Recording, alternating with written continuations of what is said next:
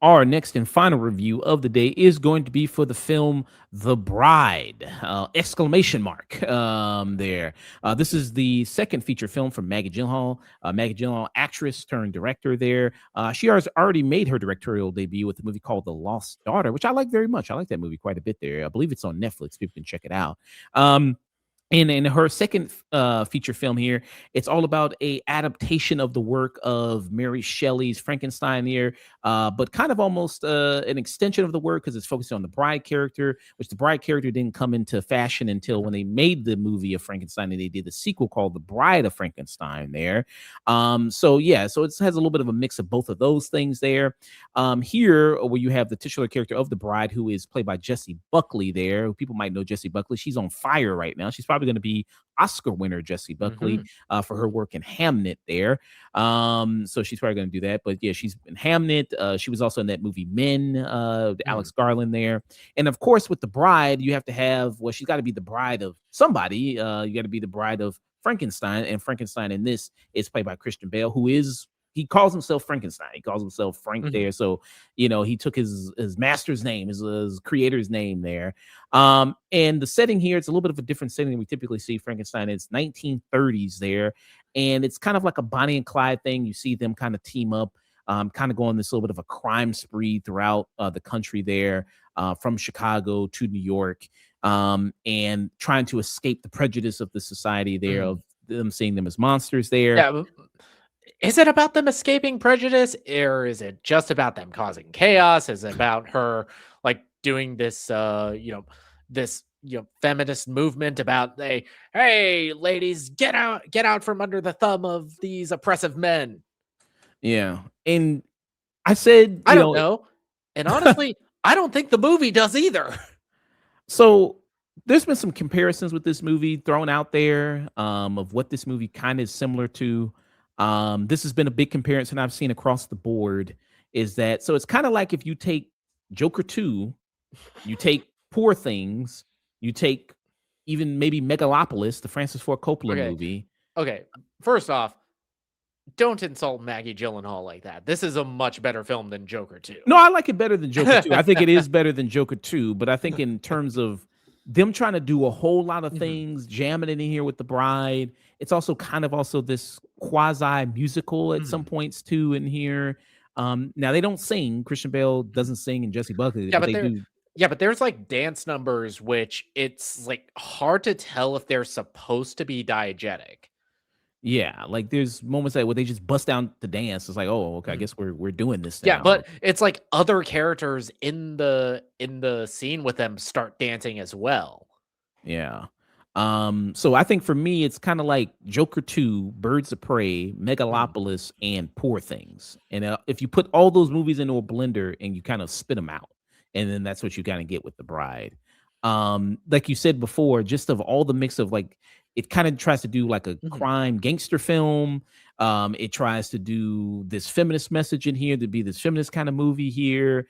It also tries to be this other kind of worldly movie there.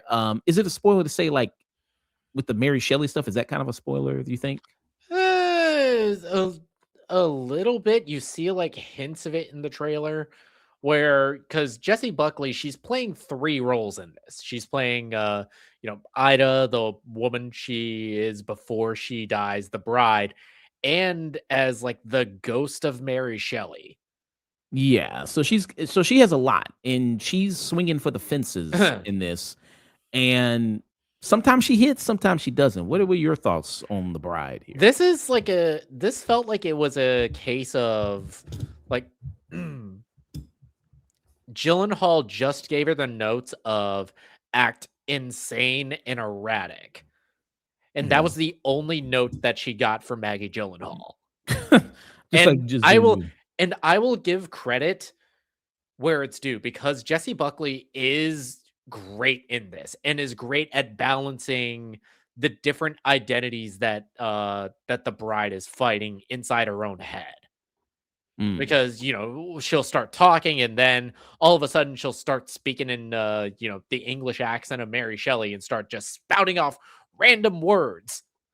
mm. Yeah. So she has a hard task to do. Like you said, Mm, playing 3 roles in this there, playing all that and how she kind of balances all that and what she's kind of doing. Like I said, she's kind of swinging for the fences there. Sometimes it works, sometimes it doesn't. Maybe you can find it kind of annoying a little bit what she mhm, does there.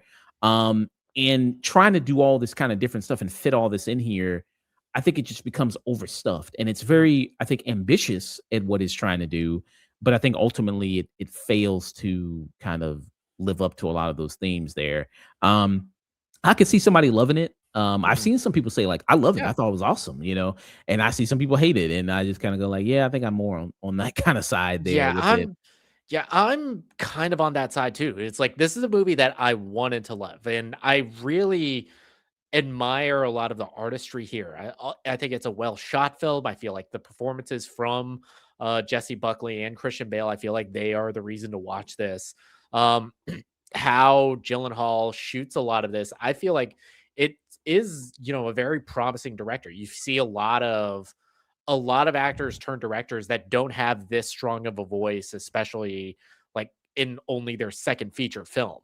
I just wish that the movie knew what it was trying to say before it started rolling, because it kind of felt like it was trying to say too much, but it didn't really have the focus needed to like make uh make the point that I think Gyllenhaal wanted. Because from what I'm hearing, this was in post-production for like a little over 2 years, and and a studio did a lot of notes. A studio, cut a lot of things, like a lot of things with, some violence, including sexual violence in response to negative test screenings. And I wonder how much of what was cut affected what Gyllenhaal was trying to say in this.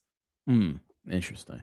And like I said, it's still a good style, I think, in terms of the Mhm, art direction of it. Like when they go to New York and like they see New York and the lights and all that mhm, shines up, and there's some good moments, like because Frankenstein, his character, he's very obsessed with movies. He likes to go mhm. to movies to calm him down. Yeah, Um, yeah, they yeah, capture a lot of the loneliness of Frankenstein's monster, and I related to him on this front that he loves movies. He sees a lot and is able to get a little bit of that connection through film. yeah, and it's a lot of they do also do she adds some, like, film references from the '30s and adds Mhm, that kinda in there, like, for the character of Penelope Cruz, I was hearing some other people talk about, like, her character, the character her name is a reference to, like, The Thin Man, like, mhm, the character or actress from that film. There's another actor, in this as well, his character is also a name of, like, a first female director in this, mm. Lupino. He's the guy, that was in Yes, Wonder Man, the yeah, dictator that's guy. Zlatko Burek, who's Wonder Man, Superman. Superman, Yeah. Triangle of Sadness. Yeah, he's on a good run himself. I was like, hey man, you see him a lot of stuff there. And that whole segment, I mean, the stuff with the whole crime mob boss stuff, that could have been cut. I was like, this Mhm, is weak as fuck. And especially there's a segment where classic mob stuff where the dude sends one of the gangsters out to go hunt for her. He's like, I want her, she knows too much information, get her back, kill her and cut her tongue out. And then this guy, all he does is just follow around the police. I'm like, is nobody I watching this guy? Is nobody seeing this guy? He's just skulking around, peering mean over the walls. I'm I like, mean, granted it is the 30s, so, police weren't what they are now, or what we are conditioned to think of them as now. yeah, but I just thought that was a little silly. Like you just see him constantly skulking his kind of on his tiptoes and everything. I was like, what the fuck is this? So that could have been cut. I mean, to save something, but yeah, but Frankenstein's character, he goes to these movies and then he sees an actor on the big screen and Mhm, he imagines himself as that, like dancing and everything like that. And then the actor on the big screen is very much like a Fred Astaire type, and that's played mhm, by Jake Gyllenhaal.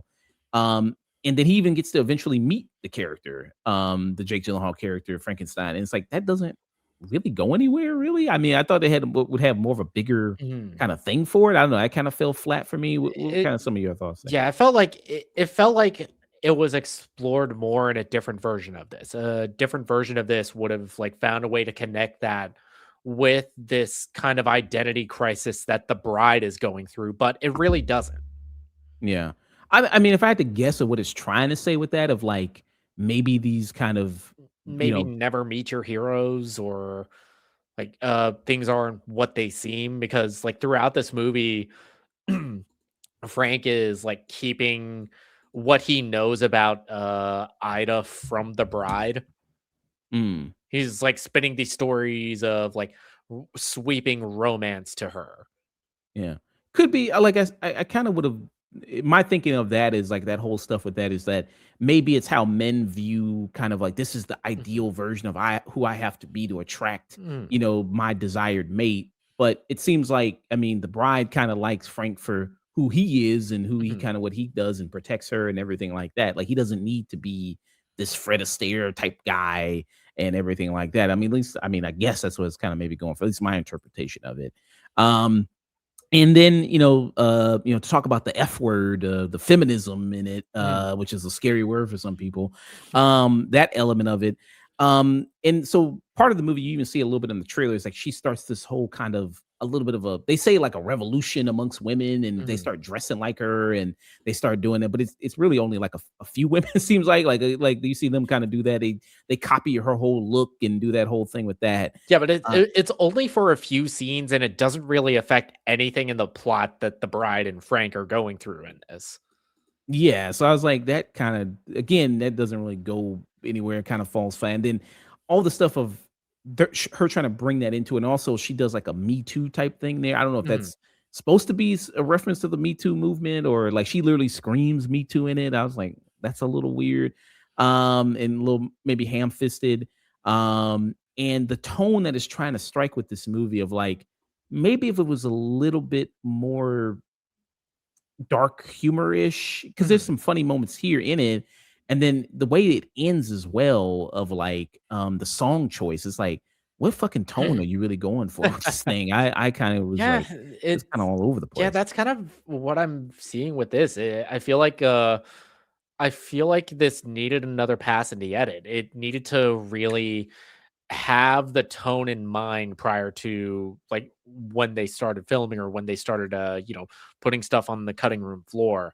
Um the movie, it's tonally all over the place, and not to say that a lot of great movies don't have that issue. It just felt like, even with some of my favorite movies that have that kind of tonal whiplash, they still tell a cohesive story. And unfortunately, I can't really say that with this. Yeah. What'd you feel about the 2 detectives, Penelope Cruz and Peter Sarsgaard? What did Oh, you you feel could have about cut those motherfuckers out of this entirely and nothing would have changed. And I kind of get something. Peter Sarsgaard, his character Jake, is like a crooked-esque cop who, like, it's hinted throughout the whole movie, and you can even see it in the trailer, that he knew who Ida was prior to it, but it doesn't affect anything in the film. And Mm. even with Penelope Cruz, who's like Jake's assistant, who is like way more savvy at the job than he is, that doesn't really play into the plot at all. Yeah, there's a thing where, like, it seems like their dynamic is like she's the brains and Mhm. she's the one really that's cracking these cases for them, and like she And but no. he's taken the credit for it. Yeah, but obviously nobody takes her seriously because, she's a woman in the police force in a very male-centric job in the 1930s. So it's, I guess it's kind of supposed to parallel The Bride and everything like that. It's kind of supposed to parallel that a little bit. But that doesn't really go anywhere. And there's so many times where I don't know, maybe I missed something where the police kind of like a bunch of them just show up, even though, how did you know that they were going to be there? Like, how did, like, unless you made a call or something of like, how did you know that they were going to be there? Or we didn't see a scene where Penelope Cruz character makes a Yeah, call or and anything like that to and like the them. biggest thing in this movie is like, plenty of movies like kind of cheat like that, but they manage to be entertaining or get to suck me into the story where I'm not asking those questions. I'm not asking, wait, how the hell did the cops know where to go, or stuff like that. And this movie, unfortunately, it just doesn't. Yeah, and there's plenty of times where the cops they got the guns on them, they got them dead to rights, and then all of a sudden they go. It's like, how the hell you let them go? Like they could just easily take them I'm get out. I'm getting the Strangers Chapter 1 flashbacks right now. It's like Yeah. honestly, this whole crime spree, that's on you. Yeah. And all that kind of element in there. So I mean that's kind of a problem for me, yeah, with that as far as the consistency with the story and the way they're telling it. I mean, it sounds like I'm harsh on the movie. I think there's good elements to like about it. I think some of the performances are good. I know we talked about Jesse Buckley. I like Christian Bale as Frankenstein. I think he does a decent Frankenstein there. There's Annette Bening who comes in who's like a Mhm, scientist, and I think she's very good. And she's got a good scenes with Christian Bale's character and Jesse Buckley. That's really good. Art, I think the look of the movie really looks nice. I think when they go to like cities like Chicago, New York, and all that stuff, that mhm, looks really good. But ultimately, I think that it's a lot in a bag, and you're trying to carry it, and it's like you all that shit spilling out, and all that mhm, shit don't make it on screen. Um, and so for that, I would give it. I'd give it like a stream it, just like a mhm. plain kind of stream it for me. What about you? Like, I'm kind of right there with you. This is like a very, very low stream it. I would say it's a movie that just purely on an art direction level, I feel like should be seen at least once. But beyond that, beyond the art direction, beyond the performances from Christian Bale and Jesse Buckley, I feel like the movie is just so unfocused and so all over the place that I don't really understand what the hell it is that Maggie Gyllenhaal is trying to say with this. Mm, yeah. Yeah. I And mean, and you know, I'll be fair to this. This is a movie that people are either going to love or going to hate. And I don't hate this movie. I do see redeeming qualities in this, like the performances, like the art direction, but this is a movie that just didn't gel with me. mm, yeah. Yeah, I wanted to love it. I did want to love it Mhm. there. Watching the trailer, I was like, this got some cool looking scenes. I was like, okay, this could work there. Like, I like that in the trailer, and they do a little bit of it in the movie where her head's like in a jar and Mm, she started like that was kind of really creepy and cool and all that kind of very macabre. And I thought, oh, okay, maybe we add more of that, but not really. Um, And yeah, so but I mean, hey, sometimes maybe as a director you swing and sometimes you miss. I mean, and this for me mhm. was kind of a miss there. I still be interested to see what Meg Gyllenhaal does next. Yeah, And there's enough creative swings in this that I'm still curious to see what Gyllenhaal does next as a director because I feel like she has a lot of talent. Like just off of The Lost Daughter, which was one of my favorites of that year, how she was, constantly balancing the two different concurring stories was a thing that a lot of directors, experienced directors struggle with. yeah, like Lost Daughter is a great movie. I love Lost Daughter. I mean, if people haven't checked it out, Olivia Colman, who's always really great. I Mhm. mean, Olivia Colman, Dakota Johnson, that's my favorite. One of my favorite Dakota Johnson performances there. It's like one of the three great Dakota Johnson performances. What are the other two? um, Madam uh, Web. Shut your That, ass up. Peanut Butter Falcon and what was that one that just came out last year? It was Splitsville. oh, okay, yeah, okay. Mhm, I like her in Splitsville, yeah. Yeah. So two streamits for The Bride, but Nick gives it a low streamit. mhm. I give it kind of a middle streamit, so I'm better than Nick there. Women's History Month, so I Nick hates women more than me. Yep, Oh, I'm like 2 seconds away from starting my own Fresh and Fit ripoff podcast. yeah, just in time for Boy season 5. You're gonna be up there with the Deep and Black Noir, man. And it's like, yeah, man.